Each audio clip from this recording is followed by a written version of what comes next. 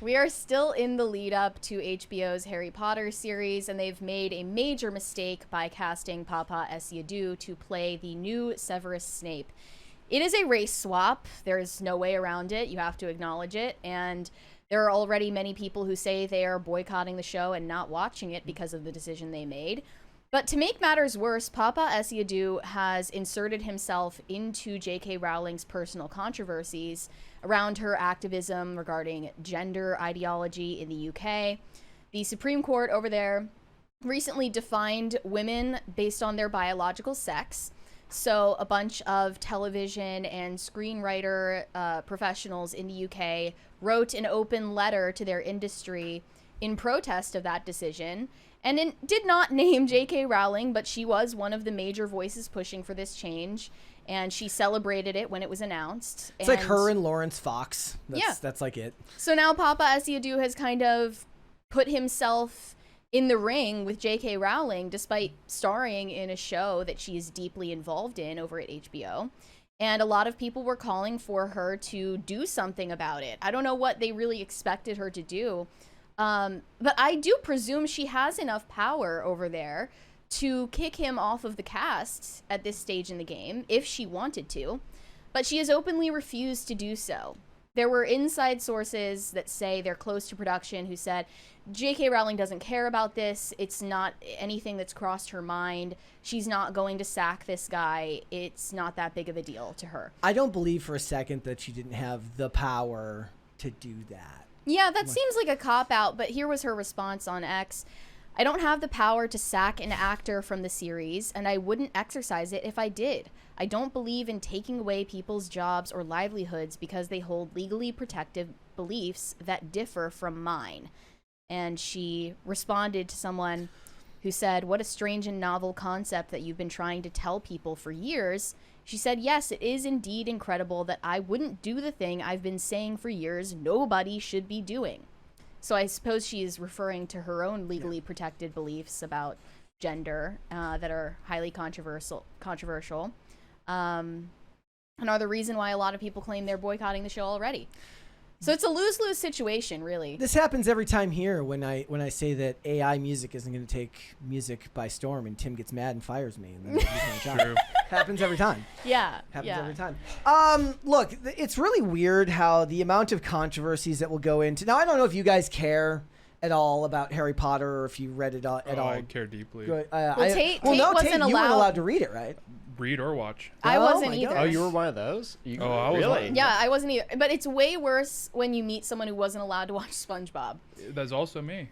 You weren't allowed to watch SpongeBob? Yeah, I was a Southern Baptist. There was like barely I'm anything so allowed sorry. to watch. Yeah. Like, genuinely, my condolences. But I am better off for not having become one of the weird Harry Potter adults. They're almost worse than the Disney adults. I mean, they're kind of the same. They're like an offshoot. No, they're very similar. No. I'm saying like it's like the meme, like which way Western men. Yeah. You know, one path goes left, one path goes right. You're a millennial. Well, I used to live right by the Harry Potter store in New York, and it looked like the bar scene from Star Wars. Like, it is grim. It attracts Never some a more weirdos. wretched hive of scum and villainy. It is. It's rough. So, Andrew, are you a Harry Potter fan of any kind? I read the books like when I was younger and watched the movies, but like it never really grasped me like that way, I guess. You were never like attached to it. Yeah, I mean, some of them were good, most of them were mid as fuck, but I actually watched all of the Harry Potter movies last year, I think, based on a wager that we set up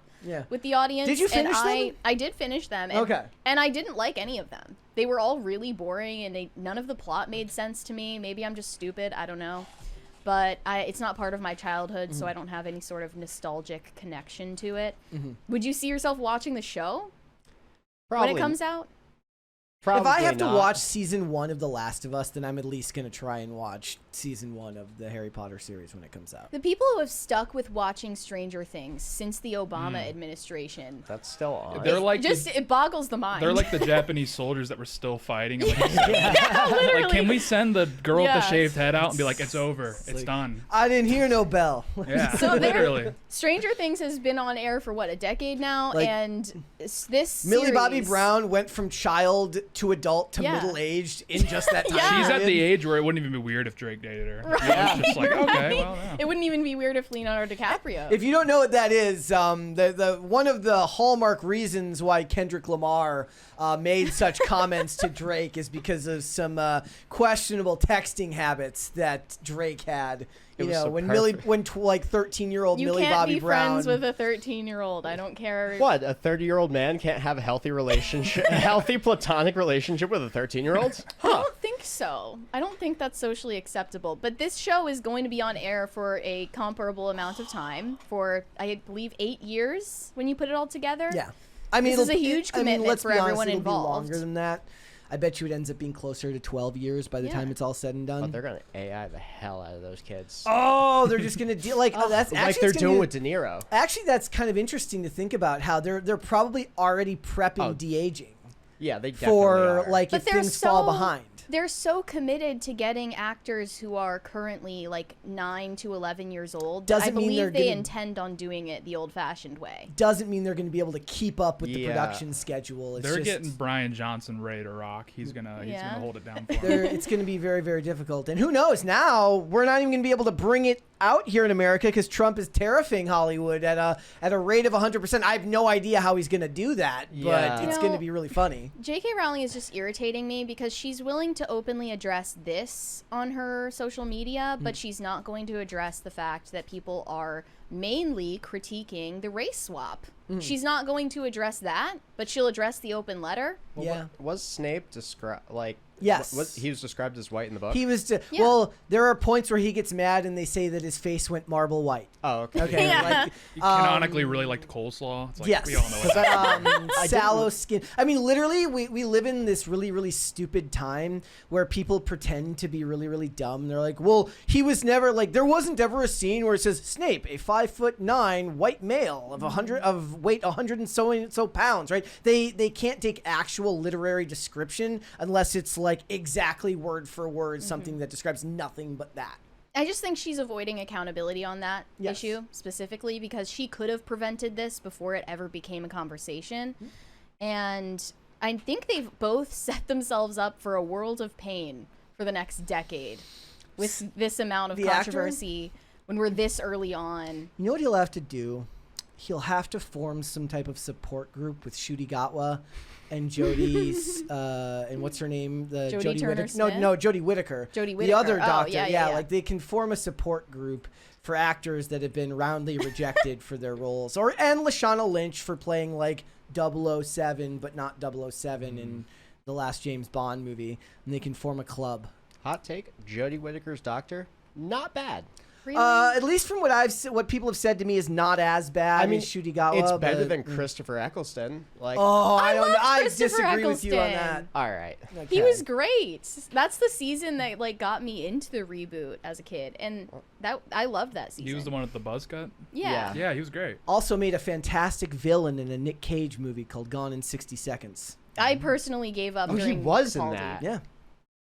Oh, that just changed things. Hang on. His accent is like indecipherable in that movie. It's like I was like I Yeah. can't even focus on him being a bad guy because you don't have any clue what the hell he's saying. Jeez, I forgot that was a movie. Yeah, it was great. It's pretty good. Everybody should go watch it. Delroy Lindo.